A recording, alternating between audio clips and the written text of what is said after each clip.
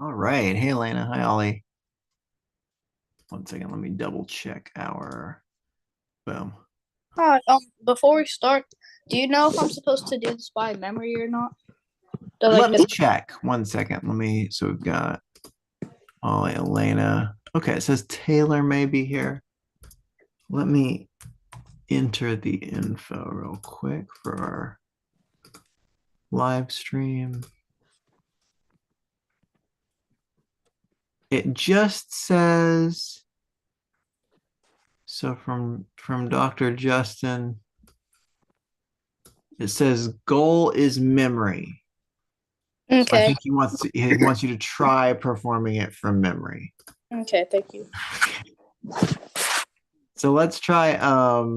Do you want to start us out? Okay. So make sure you've got your original sound on. And then let us know what you'll be playing too. Okay. Um. So I'm Oliver, and I'm gonna be playing "Your Song" by Elton John. All right. And I'm going to show the music so we can follow along, but I mean, I'm assuming you'll be looking at the keys anyway. So here we Okay. Yeah. Thank you. go. All right, go for it.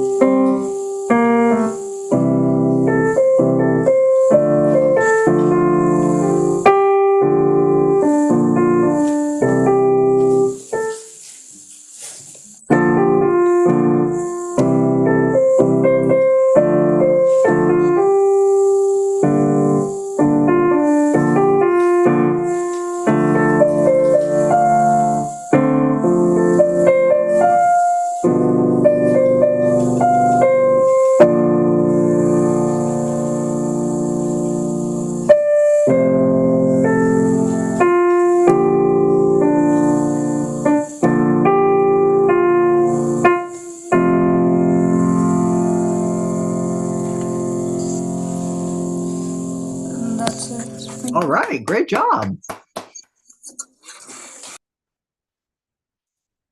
Okay, that was sounding really good. So a lot of the rhythms in here are a little tricky. The memory seemed solid. Um, I don't think there were any. There was one chord, C sharp in that one chord, but I mean, it's fine. Yeah, so that was really, really nicely done. Very well prepared. Um, what was the trickiest thing about memorizing this, would you say? Um. Probably like just the left hand because there's so many chords. True, true. Yeah. So how did you go? So what strategies, just to, spend a second here. What kind of strategies did you use to memorize? I'm curious. Well, I used some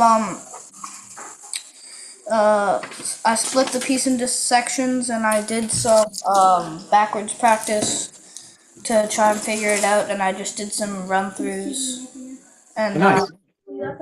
yeah, thank you. Good. So yeah, backwards practice is always good. You start in small sections. Um, what do you focus on when you memorize? I mean, I guess you know what I mean. So are you thinking of I think it's more of just like the left hand because we'd go through it and we'd Mhm. have like Yep. And are practice you are you every. visualizing the keys, or are you thinking of like note names, or what's going on? I'm just kind of like trying to remember the just the name of the triad. Hmm. Hmm. Okay. Yeah, so that's good. And I'm kind of like picturing like how they sound in my head, and then just kind of like going to them, and I'm like, oh yeah, okay, that's the right one. Hmm. Okay. So one additional thing you can think of. So number one, when you're memorizing something, right, the more sort of ways you have of framing something, right? So if we're like you just said, right? So you think of the chord, the names of the chords, and that helps you remember. You could remember, like some people, think visually, like what is the pattern of movements on the key look like. Obviously, you have your oral memory of how the piece sounds, right? How the left hand sounds. So all of those are good. The more ingredients you can put into memorizing, the more effective your memory is going to be. So one extra thing that you might think about, right, is what key is this song in? This is in I think it might be in F major. Yes, it is in F major, right? So, and the reason that's good for memory is why do you think? Um, because F is one of the most played notes in this, one of the most played chords. Yeah, so that's going to kind of help you memory wise. So F, that means literally if we're playing in F, F major or F minor or whatever, when you say you're playing in F, that means that most of the phrases, most of the things in this piece are going to revolve around F as like a home base, right? So when in doubt, also, right, if you know your way around F major, sometimes that helps you place this in your memory. You know what I mean? So just to show you what we're doing, right? If you said, right, the left hand is tricky, right? So how do we start? I mean, I think you see that number one, if we just look at the beginning of this piece, right? Mhm. Yeah. Right. So we're starting and then we go away, right? Away from F. Hmm. Um, right. So one thing so that's one, really broad way that thinking in the key helps you. More specifically, it can help also to think of like where we are in relationship to F. So you can think of scale steps, right? So this is obviously one, right? F is one. What are these notes doing? These notes are kind of just going. So it starts off as a fifth, then it just Mm-hmm. um goes up a second, so it becomes a sixth, then a seventh, and back to a sixth. Mm-hmm. Yep. And I'm putting scale steps, right? So, right. So, Yeah. yeah. Hmm. Um, And like where I does that? So, just out of curiosity, what happens in the second line? the second line, I have to first of all I have to transition down an octave from this Yeah. down to here. Yeah. Right. So now notice we have the same thing that Hmm. was in your thumb.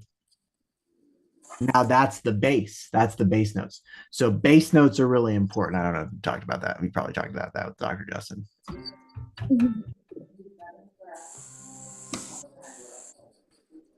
And Right. So same. Notice there's layers, right? So something that was happening as kind of an inside layer is now taking a turn to be the baseline. So those are both kind of, that's a little more maybe complicated. I would start when you memorize something, definitely think of what key you are in. So what is your home base note, and kind of what are the other destinations that you get that kind of revolve around that home base note. That can kind of help keep you. Does that sort of make sense? Right. So that kind of almost like acts like a map where you know that you're probably going to come back around to F and kind of keep a mental note of like how far away you're getting, right, in terms of especially in your left hand chord. So that can be another tool. I'm just gonna offer that. So remember, the more ingredients you have going into your memory, the stronger your memory is going to be. All right. But really nice job. Yeah, great job playing that. That sounded very secure. Thank you. Very nicely done there. Terrific. All right, let's move on to Elena. You ready? Yes, I am. Okay. So let's try just make sure you got your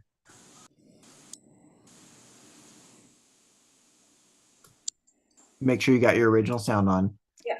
Um and let's know. So what piece will you be playing? I'm gonna be playing Melody. All right, nice. And you can start it's set up and you can start whenever you're ready, okay? Okay. Uh,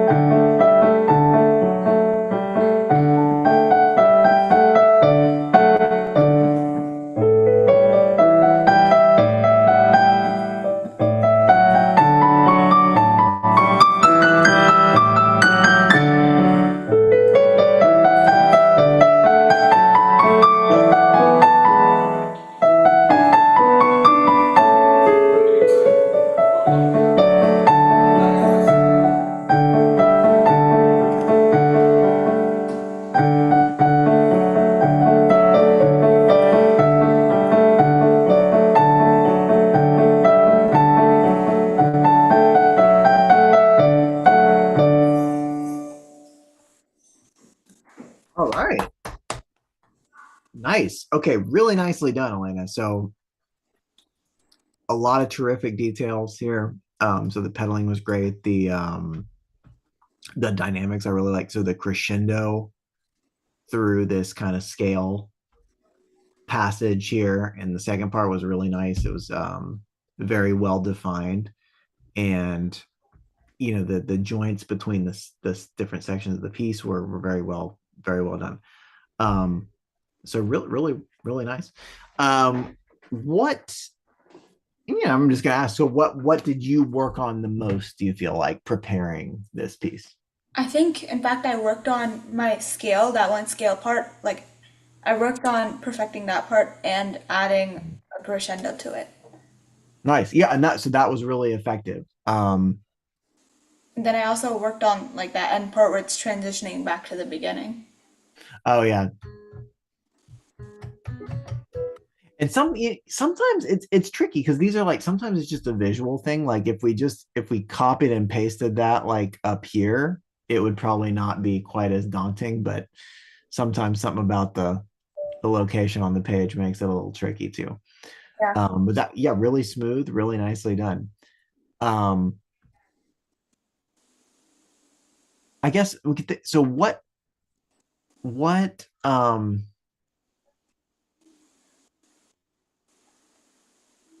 if you had to think about this, what kind of character do you think this piece has? So I know it's called melody, but Yeah. like if you had what's the personality of this piece, you would say? I think it'd be like calm, calm yet energetic at the same time. Yeah. So it's not right, it's moderato, right?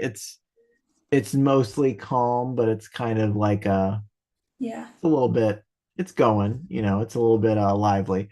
Right? So yeah, what are the calm parts of this? Probably that crescendo when we're doing the scale, like that beginning part. Also like both the things that I worked on. Oh, okay, so the steadiness of the crescendo, maybe, right? And that those like piano parts. Yeah, that was actually pretty exciting. Yeah, I think I mean, and even that's right, the melody itself, especially in the the the starting section and the closing section. Yeah. Yeah. Right, so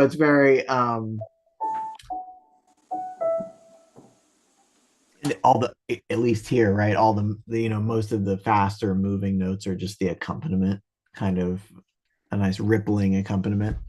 um but the melody itself is kind of moving in slower quarter notes. We keep coming back to that A.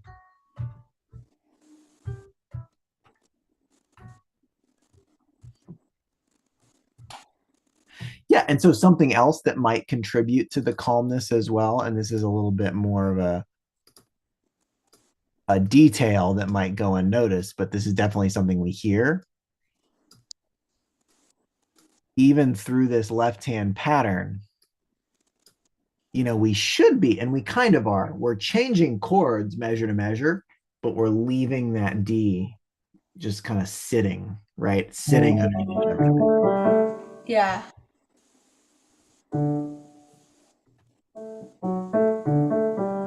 Just keeping the D where it is. Right. So it's not it. So that contributes though, like you're saying, like the calm character. We feel like we're not really going anywhere. It's just very like even keel. We're sitting, well, you're just like sitting on that note the whole time. Yeah, so that's okay. So right, it's your job is the music is kind of like a script, right? And you're presenting, you're acting it out. So it's good to know, right? So I mean, I'm not saying you should make this, don't like try and make it like angry or something when it's not angry, right? But so sometimes it can help to think of like, well, what things are we noticing that give this a particular personality or character, and how can I like bring that out in my playing, right? um so again, I thought you did a really great job with the details. Thinking of that though, what would you do with this first section? And I don't know, I mean, this is an open question.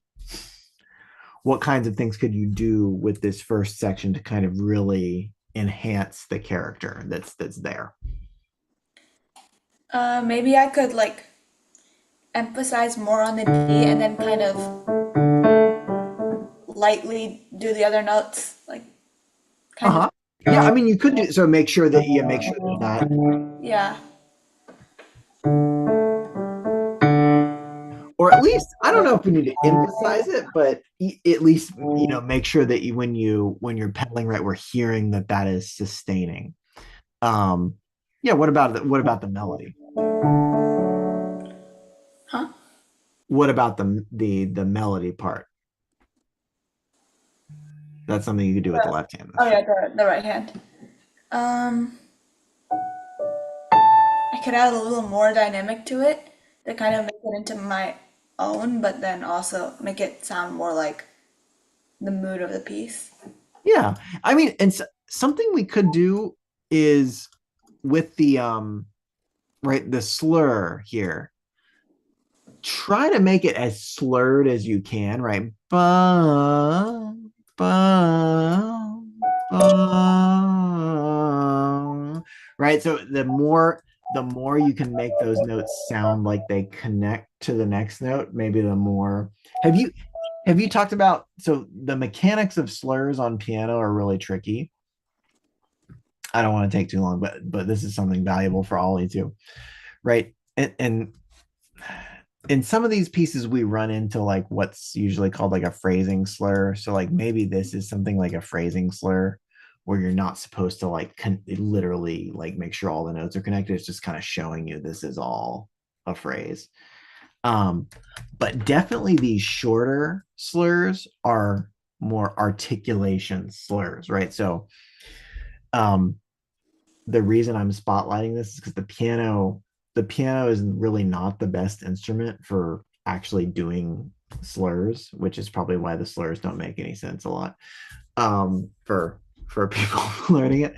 So if you think of like a wind instrument or something, right? I don't know. Have you all ever played? Do y'all play like a wind instrument or? Play flute. Oh, okay, perfect. So you know exactly, right. So the flute can slur a lot better, right? What do? You don't tongue the notes, right? You don't articulate the beginning of each note. You keep your air steady. You can just change your fingers, and it makes all the notes nice and right. It's one continuous sound, and you're just kind of altering the pitch with your fingers, right? Um, or on a string instrument, right? String instruments can slur and they can like slide a little bit when they're changing their hand position with one bow, right? So they don't change their bow.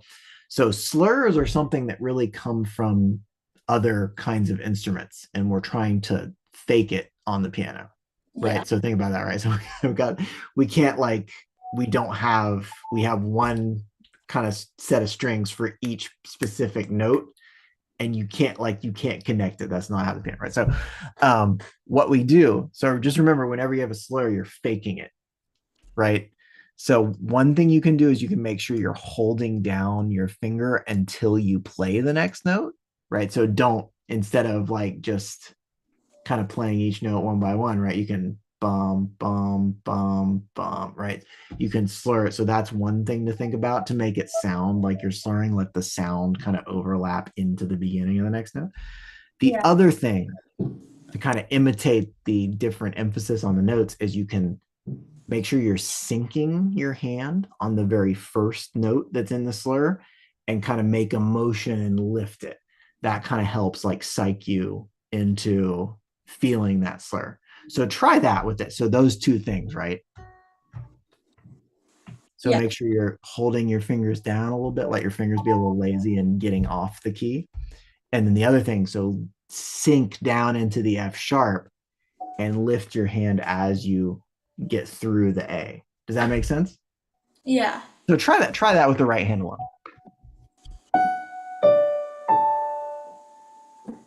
Mhm. And then lift. The other thing you can do is if there's a break between slurs, make sure you lift up your hand to kind of emphasize that there's, oh, now we're not connected, right? Okay. So